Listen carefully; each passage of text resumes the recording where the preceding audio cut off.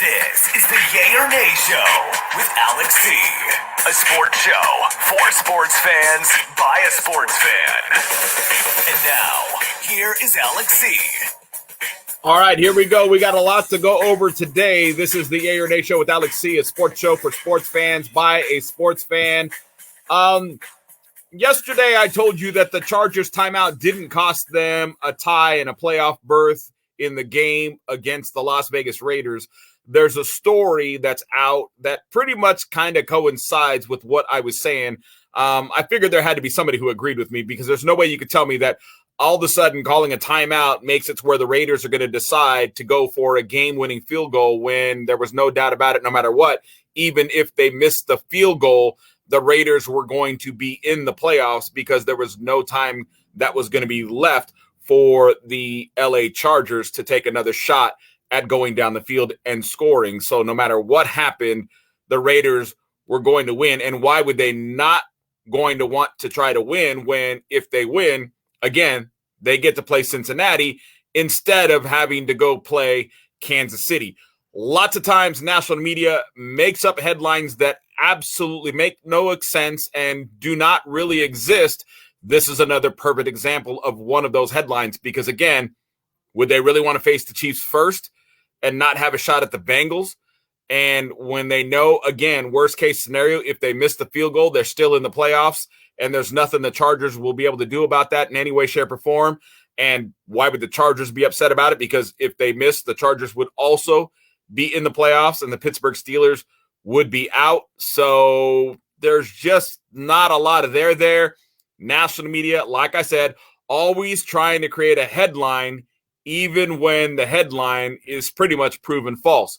The last most and absurd game of the 2021 NFL regular season was seemingly one play away from ending in a tie that would have sent both the LA Chargers and the Las Vegas Raiders to the playoffs, according to the story. It says when with 38 seconds remaining, the Chargers head coach Brandon Staley, who I keep saying needs to get fired, called the timeout that supposedly changed everything.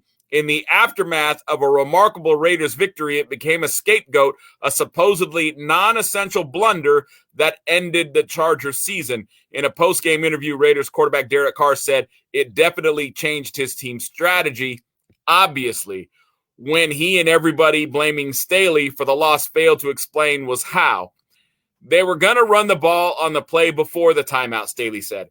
And then they ran the ball the very next play. I don't think it changed their mindset, Staley said. He called it to prepare his defense to stop the exact type of play that Vegas eventually ran. They just didn't get the stop, and that's why the season is over for the Chargers. Look, whether he called that timeout or not, let's face it, the number one deficiency for the LA Chargers is what? Their run defense. What was it they failed at in that play? Their run defense.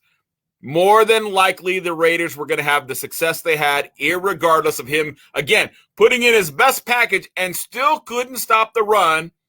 And then the Raiders get the game-winning field goal.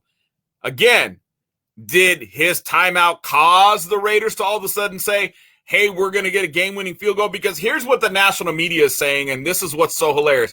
They're saying that the Raiders got mad because he called the timeout when all the Raiders allegedly, obviously were going to do was run the clock out so that both the Chargers and the Raiders would get in. Again, how does that make sense? Because the Raiders are in no matter what. They're not worried about helping the Chargers get in. And again, winning the game, kicking the game-winning field goal means you get to play the Bengals, not the Chiefs.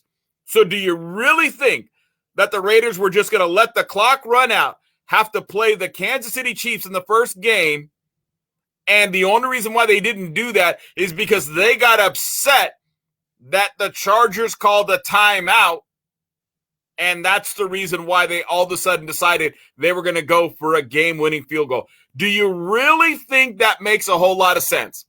Obviously, this gentleman that wrote the story agrees with me. No, it makes zero sense in any way, shape, or form. And that's only obvious. Browns coach Kevin Stefanski says quarterback Baker Mayfield left their exit meeting on a positive note because keep in mind, as I told you, it's reported that they are planning on Baker Mayfield being the starting quarterback next year. And again, I get it. National media, anti-Baker, doesn't like him. They kind of universally decide who they do and don't like. And then once they got somebody they don't like, they go all in to go after him, make him a villain, whatever the case may be. I have been saying all along, look, Baker Mayfield, he is a starting quarterback in the NFL. He's a B-rated quarterback, right? He's never going to be an A-rated quarterback. He's a B-rated quarterback in the NFL. That's not bad. Most quarterbacks in the NFL are B-rated or C-rated quarterbacks. Very few are A's and elites. That's just the nature of really human history in anything. And when you're talking about sports and when you're talking about football, not everybody can be a superstar. If everybody was a superstar, how would you have winners and losers, right? It's just the nature of the game. And it's also why you have a salary cap, to make it more difficult for teams to have nothing but superstars, so you don't have perennial powerhouses every year, and you don't have perennial powerhouses being the same teams every year. So Baker Mayfield publicly criticizing Kevin Stefanski's play calling twice in the last month didn't prevent the Browns quarterback and the head coach from having a productive discussion on their exit interview last Friday, after the Browns finished their disappointing 2021 season with a record of 8-9 by defeating the AFC North champion Cincinnati Bengals 21-16, who, by the way, played all their backups on that game. Stefanski said Mayfield left their recent meeting on a positive note. And again, because it's already well known that even if you wanted to trade away Baker Mayfield, you're not going to be able to do it, right? There aren't a lot of teams who are going to take him on. He is a lesser version of Kirk Cousins. I've said this before. He is one step below Kirk Cousins. Kirk Cousins is good, but for Kirk Cousins to be better, you have to surround him with a bunch of weapons. He's got to be in the right system, and he's got to have the right coach. Baker Mayfield, kind of the same thing, although it would arguably be a little tougher to get him to be better than what he is, because it would, again, take the right coach. It's going to take the right system. You're going to have to get him with the right weapons, and you're going to have to coach him up, because the more difficult thing, it seems from what my understanding is with Baker Mayfield, is he doesn't have the ability to be able to build relationships with his wide receiving core and his offense in general, like most quarterbacks in the NFL do. And that is why he's one step below Kirk Cousins. It's not because ability-wise he's below Kirk Cousins. It's because Kirk Cousins can do what most quarterbacks can do, which is build a relationship with the players around him. Although Kirk still fails, but I think it's mostly because he has a hard time making reads. For whatever the reason is, he just can't figure it out at an A level like you would like him to. But with Baker Mayfield, it's simply he just can't build the relationships, and that's his deficiency. College football playoff leaders failed to agree about expanding the playoff field. They'll meet again in the coming weeks to try and get this worked out. They were in Indianapolis, which seems to be where everybody goes these days to figure out whatever it is. The leaders of the college football playoff again failed to come to an agreement about expanding the current 14 field, but they didn't entirely rule out the possibility it could still happen before the end of the current 12-year contract, which runs through the 2025 season. Big 12 Commissioner Bob Bowlesby, as he left the meeting Monday morning, just hours before kickoff of the College Football Playoff National Championship game presented by AT&T, said the 10 FBS commissioners voted, but didn't even get close to unanimity. Now, the unanimity, is the correct word, that is needed is probably not going to happen for a while. I don't think it's going to happen until maybe next year. I just think there's too many things for them to hammer out. There's a lot of fear from the smaller conferences that this might not be the best thing for them. Everybody's worried about the bowl games. What is it going to do to the bowl games? Is it going to lessen the bowl games? I say, look, the bowl games, I don't know why everybody's worried about it. Nobody cares about the bowl games to begin with. Nobody's worried about whether you go to the Citrus Bowl or the Orange Bowl or the Sugar Bowl or the Rose Bowl for that matter. Those games just don't hold the weight that they used to hold anymore. And I don't know, even if you left this in the field of four for the college playoff, I don't know that leaving it to the field of four is going to do anything to bring back the popularity and the power of the bowl games, because they just don't matter. There's too many bowl games. You got a bowl game throughout the entire month of December, and they don't mean anything. They don't get you anything. They don't do anything for your team. And to show you how little these bowl games mean, look at all the players that opt out because they would rather get ready for the NFL draft than risk getting injured in these meaningless bowl games. I think the best thing, and I think most people eventually will come around to believe what I'm about to say, I think the best thing is for them to expand the playoff field, maybe put the playoff games inside the bowl games, and then those bowl games will matter and they will mean more, and you can get the bowls to bid to host the playoff games. I think that's the answer. Get the bowls to bid to host the playoff games. Now the playoff games will actually mean more. Now you have bowl games that matter. You're able to expand the playoff field, and hopefully we'll be able to have some more fun watching more playoff games in the month of December instead of a bunch of regional bowl games that really don't mean anything except to the fans of those schools. And I'm not even convinced that it's a big deal to the fans of the schools, because I don't see these bowl games selling out. I really don't, especially when I look at the way that the promotions are run here in Phoenix, Arizona, where I am, where we host, I think, 2 or 3 of the bowl games, and they really got to work hard to try and get the local community to support those games.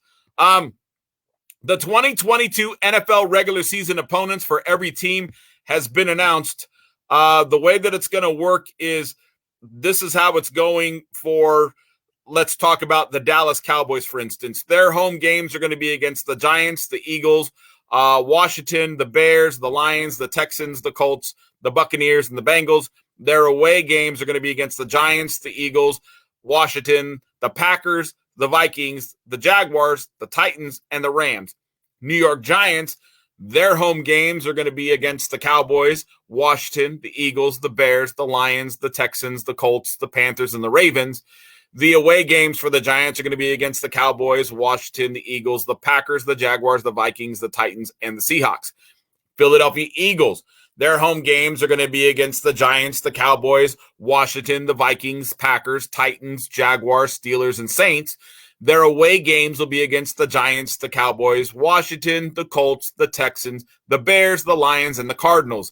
The Washington football team, yet to be renamed, is going to have their home games against the Cowboys, the Eagles, the Giants, the Packers, the Vikings, the Jaguars, the Titans, the Browns, and the Falcons. Their away games are going to be against the Cowboys, the Eagles, the Giants, the Bears, the Lions, the Texans, the Colts, and the 49ers.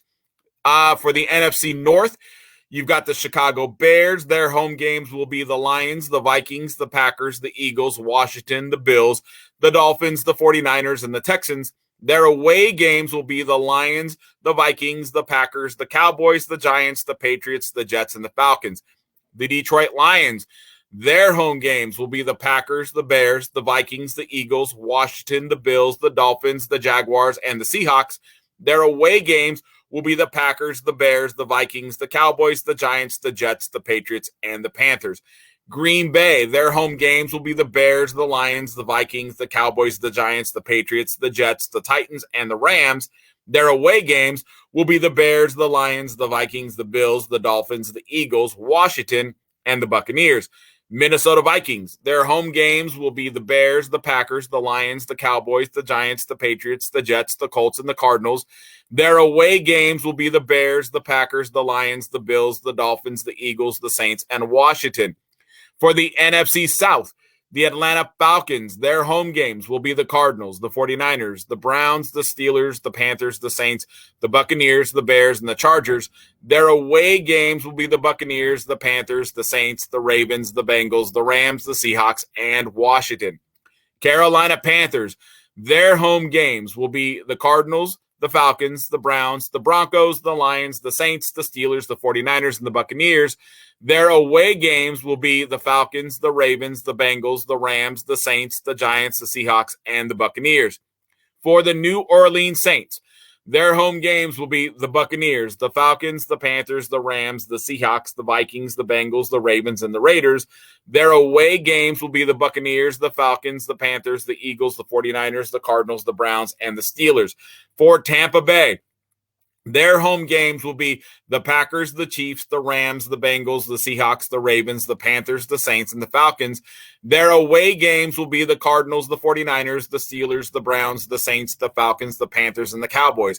For the NFC West, the Arizona Cardinals home games will be the Rams, the 49ers, the Seahawks, the Saints, the Buccaneers, the Chiefs, the Chargers, the Eagles, and the Patriots.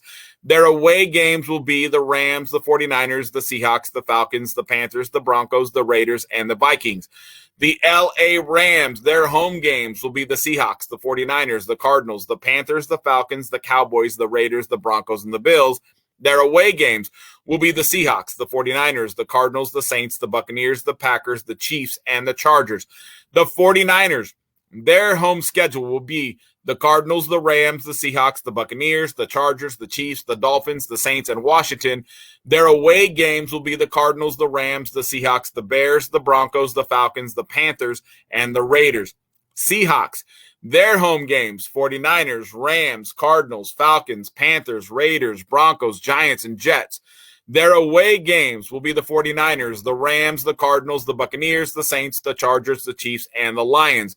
The AFC East, the Buffalo Bills, their home schedule, the Packers, the Vikings, the Steelers, the Browns, the Titans, the Patriots, the Dolphins, and the Jets. Their away games will be the Ravens, the Bengals, the Bears, the Lions, the Chiefs, the Rams, the Patriots, the Dolphins, and the Jets. The Miami Dolphins, their home games, the Bills, the Jets, the Patriots, the Vikings, the Packers, the Browns, the Steelers, and the Texans. Their away games will be the Bills, the Jets, the Patriots, the Bengals, the Ravens, the Bears, the Lions, the 49ers, and the Chargers. The New England Patriots, their home schedule will be the Ravens, the Bengals, the Colts, the Bears, the Lions, the Bills, the Dolphins, and the Jets. Their away games will be the Browns, the Steelers, the Raiders, the Packers, the Vikings, the Cardinals, the Bills, the Dolphins, and the Jets. The New York Jets, their home schedule will be the Bills, the Dolphins, the Patriots, the Bengals, the Ravens, the Jaguars, the Lions, and the Bears. Their away games will be the Bills, the Dolphins, the Patriots, the Steelers, the Browns, the Broncos, the Packers, the Vikings, and the Seahawks. The AFC North, the Baltimore Ravens home schedule will be the Bengals, the Browns, the Steelers, the Bills, the Dolphins, the Falcons, the Panthers, and the Broncos. Their away games will be the Bengals, the Browns, the Steelers, the Patriots, the Jets, the Saints, the Buccaneers, Jaguars, and Giants. Cincinnati Bengals, their home games will be the Falcons, the Ravens, the Bills, the Panthers, the Browns, the Chiefs, the Dolphins, and Steelers. Their away games will be the Ravens, the Browns, the Cowboys, the Patriots, the Saints, the Jets, the Steelers, the Buccaneers, and Titans. Cleveland Browns, their home schedule will be the Jets, the Bengals, the Steelers, Ravens, Patriots, Saints, Buccaneers, and Chargers. Their away schedule will be the Falcons, Ravens, Bills, Panthers, Bengals, Steelers, Dolphins, Texans, and Washington. The Pittsburgh Steelers, their home schedule will be the Ravens, the Bengals, the Browns, the Patriots, the Jets, the Saints, the Buccaneers, and Raiders. And the away games will be the Falcons, the Ravens, the Bills, the Panthers, the Bengals, the Browns, the Dolphins, the Colts, and the Eagles. AFC South, Houston Texans home schedule. Titans, Colts, Jaguars, Browns, Chiefs, Chargers, Eagles, and Washington. The away games will be Titans, Colts, Jaguars, Broncos, Bears, Cowboys, Dolphins, Giants, and Raiders. The Indianapolis Colts, their home schedule. Titans, Texans, Jaguars, Chiefs, Chargers, Eagles, Washington, and Steelers. The away teams will be Titans, Texans, Jaguars, Cowboys, Broncos, Raiders, Giants, Patriots, and Minnesota. Jacksonville Jaguars, their home schedule. Texans, Colts, Titans, Broncos, Raiders, Cowboys, Giants, and Ravens. Their away games: Texans, Colts, Titans, Chiefs, Chargers, Eagles, Washington, Jets, and the Lions. Tennessee Titans, their home games: Texans, Colts, Jaguars, Broncos, Raiders, Cowboys, Giants, and Bengals. Their away games will be Texans, Colts, Jaguars, Chiefs, Chargers, Eagles, Washington, Packers, and the Bills. The AFC West, the Denver Broncos, their home games will be Chiefs, Raiders, Chargers, Texans, Colts, Cardinals, 49ers, and Jets. The away games will be Chiefs, Raiders, Chargers, Jaguars, Titans, Rams, Seahawks, Ravens, and Panthers. The Kansas City Chiefs, their home schedule: Broncos, Raiders, Chargers, Jaguars, Titans, Rams, Seahawks, and Bills. The away schedule will be Broncos, Raiders, Chargers, Texans, Colts, 49ers, Cardinals, Bengals, and Buccaneers. The Las Vegas Raiders, their home schedule: Broncos, Chiefs, Chargers, Texans, Colts, Cardinals, 49ers, and Patriots. The away games will be Broncos, Chiefs, Chargers, Jaguars, Rams, Seahawks, Titans, Steelers, and the Saints. And the LA Chargers, their home games: Broncos, Chiefs, Raiders, Jaguars, Titans, Rams, Seahawks, and Titans. The away games will be Cardinals, Broncos, Texans, Colts, Chiefs, Raiders, 49ers, Texans, and the Cleveland Browns. That is the schedule for all of the NFL teams. Now, as we know, at the end of every season, you get moves that are made in regards to the coaches. The Miami Dolphins fired their coach, Brian Flores, and he was there for 3 seasons. And I'm confused. For some reason, everybody in the national media is acting as if the firing of Brian Flores is this big surprise. And I have said, show me a season where this guy has had a consistent team with victories. They haven't been consistent. They're either really super up or they're really super down. The very first season was a train wreck, but it was supposed to be, but they played hard. They showed a lot of promise. The following 2 seasons, they start miserably, they finish strong, haven't made the playoffs. And you're surprised that this guy gets fired. I mean, when you have a strong finish in season number 2, then you should have at least made the playoffs in season number 3. But here is one thing, though, because I'm really starting to rethink how general managers and owners work when it comes to coaches. Now, again, if I go by the typical practices of the NFL, I'm not surprised Brian Flores gets fired. Again, if I'm going with the typical methodology of NFL owners and general managers, they're not very patient. They normally give you 2 to 3 seasons. You have to have a really bad season to not get the 3rd season, but they typically give you 3 seasons. And if they don't like what they see and they don't see promise, they move on. I really think coaches should get more of a tenure in order to be able to have the real time they need to build a culture and build a squad. I think that the way that general managers and owners should be approaching this moving forward is, if they don't see the culture getting built, then I would say you would probably want to go ahead and move on from your coach at that point in time. But if you see the culture getting built, even though you didn't make the playoffs, but you see the culture, and you obviously know that you need to continue to draft players and maybe spend some money on some free agents, and you know you're going to do this irregardless of who your new hire of a coach would be, and you have the culture set, and you see the players buying in to what your coach is selling them, why would you not stick with the coach? Then, in that respect, I would say they move off coaches too quickly. So again, if the culture's set, keep the coach. If the culture's not set after 3 seasons, move on. But Brian Flores, to me, I get why he got fired. He kept trying to move off Tua. He obviously isn't really a good evaluator of quarterbacks because Tua is good and he is a starting quarterback in the NFL. And I know you'll get some NFL analysts that will try to tell you that he's not, but he is. Just look at the body of work. Look at the fact that he's battled some injuries. He comes back. He continues to perform. They continue to do well. And look at his completion percentage. No other quarterback in the NFL can boast that completion percentage. So Tua's definitely doing it. He's growing. It's only his second year in reality. Next season, I bet we're going to see some growth out of him. Obviously, it sounds to me like the Dolphins are in on Tua. They're not going to move off of him, and they don't want a coach that's going to come in and say that it's time to move off of him.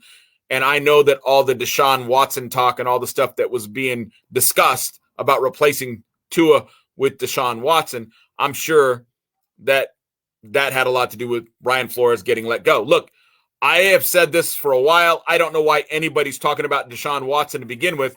The guy has too many complaints against him, 22 to be exact, to even think that this guy's ever going to play in the NFL again. Chances are more than likely he is never going to play in the NFL again.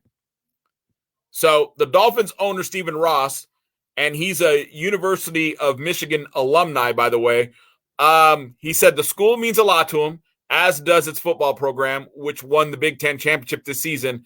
And he's not ready to shake that program up.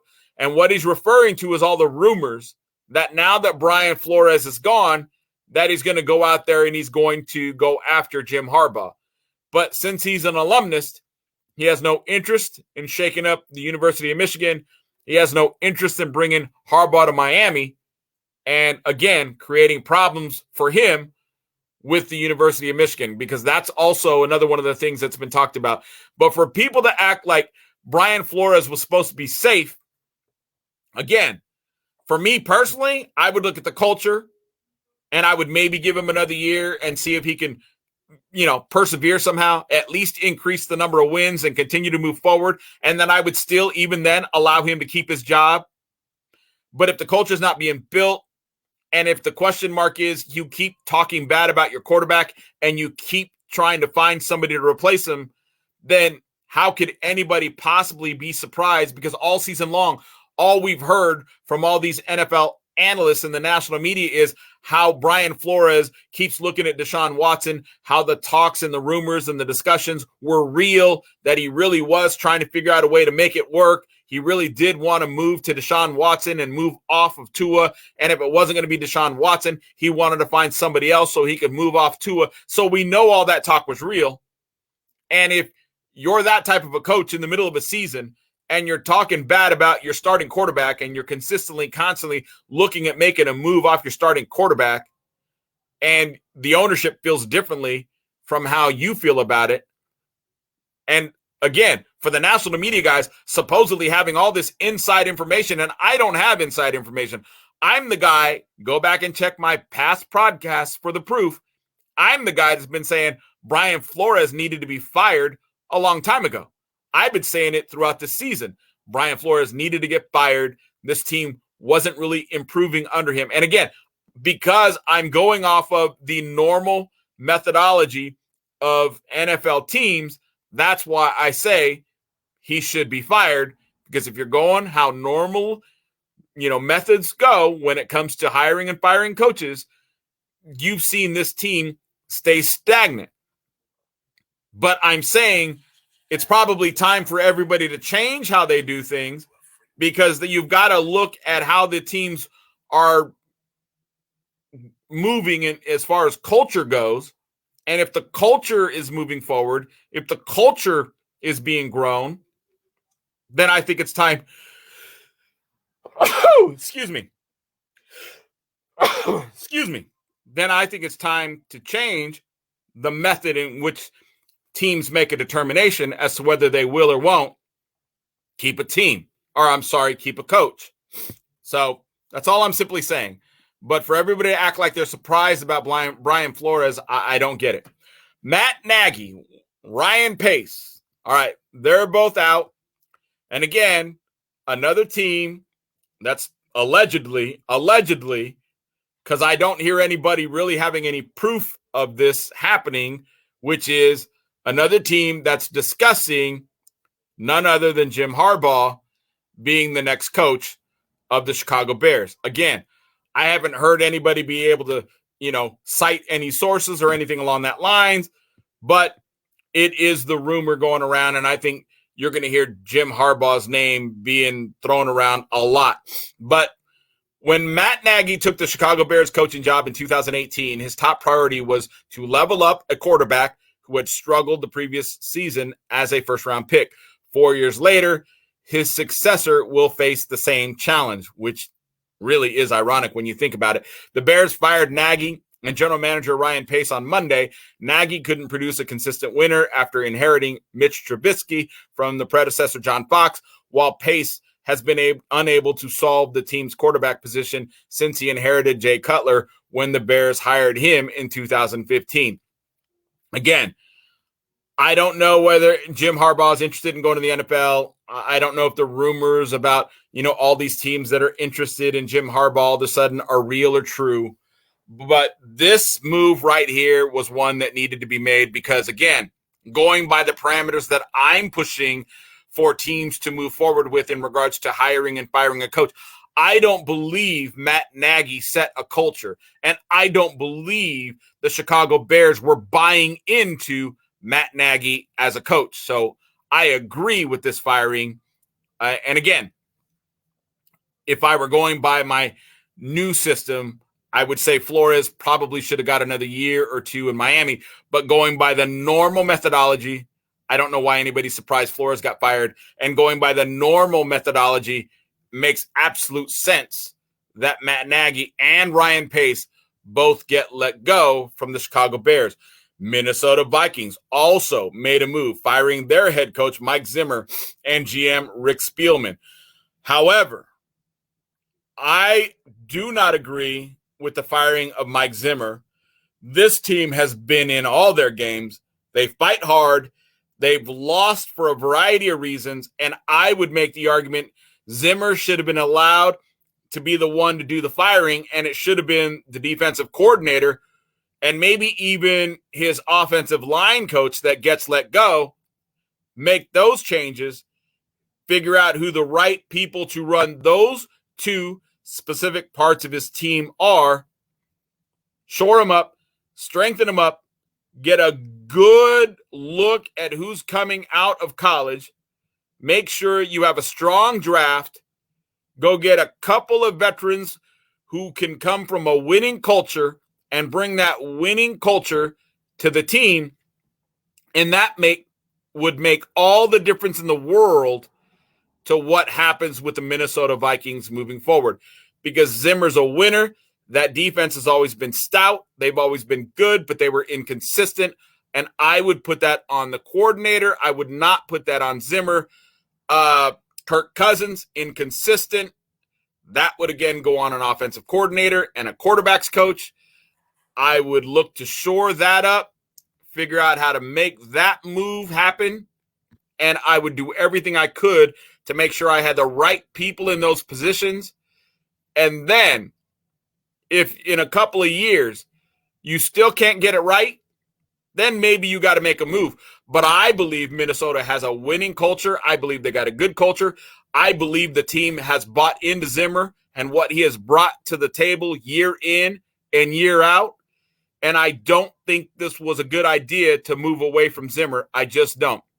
The Minnesota Vikings on Monday fired coach Mike Zimmer and general manager Rick Spielman after 8 seasons, making the moves a day after a season-ending 31-17 win over the Chicago Bears.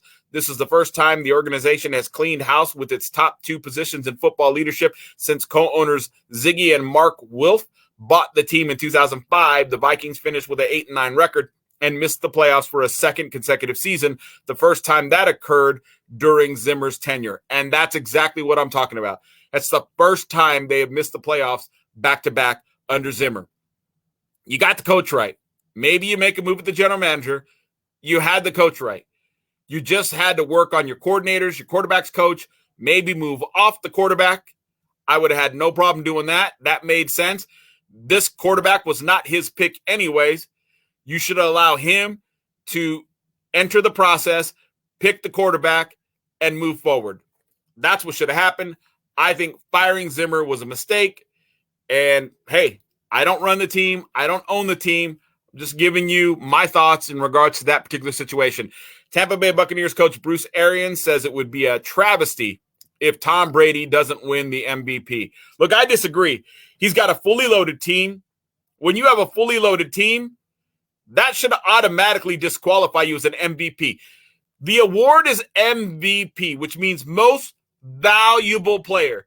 Key word being value.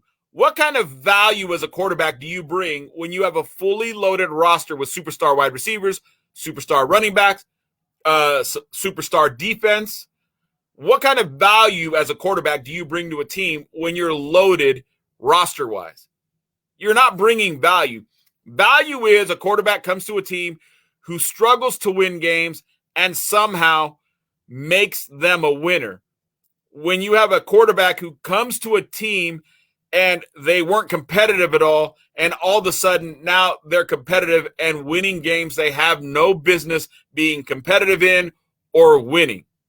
Lamar Jackson missing all of those players on his roster, 17 at a time. That is what an MVP is and looks like. Not Tom Brady with a fully loaded roster. I disagree with that 100%. On the heels of Tampa Bay Buccaneers quarterback Tom Brady's 3-touchdown performance in a 41-17 win over the Carolina Panthers, which ended in a MVP chant from the fans inside Raymond James Stadium, Coach Bruce Arians made a strong case for his 44-year-old signal caller to win the award. And again, absolutely not. What value is there when you have a fully loaded roster? But that's the problem with the award. It's a popularity contest. And it's about who is the best quarterback on arguably the top 3 or 4 teams in the NFL. That's really all this award is, and it should change because value is making somebody better than what they are, making wide receivers look like superstars when if they were playing with somebody else, they would not. That is what value is. Aaron Rodgers. Those wide receivers on Green Bay, sorry, Green Bay fans, sorry, national media, they're not superstars. If they went to go play anywhere else, they would be irrelevant. But because the superstar quarterback is Aaron Rodgers, he's what makes those wide receivers look like superstars. That is what value is. That is what an MVP quarterback looks like. Aaron Rodgers, Lamar Jackson, to me, those are MVP quarterbacks. Here's a cool story, and I hope I say her name correctly. Rachel Balkovec, she's 34. She was promoted. She will manage the New York Yankees A minor league affiliate. So she is a low A minor league affiliate manager. She's Rachel Balkovec. She's 34. She became the first woman hired to manage a minor league affiliate of a Major League Baseball team when she was promoted Tuesday by the New York Yankees to dugout boss of the low A Tampa Tarpons. The 34-year-old joined the Yankees organization as a hitting coach in 2019, making her the first woman with that job full-time in affiliated baseball, and she got her first position in pro ball with the St. Louis Cardinals as a minor league strength and conditioning coach in 2012.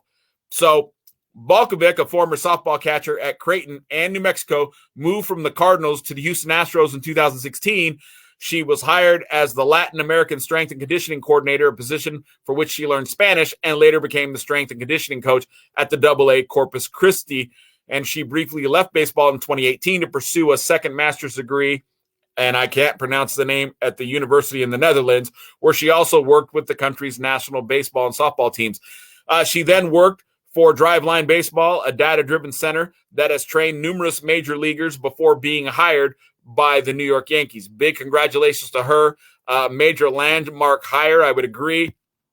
I wish her all the success in the world. Hopefully it works out.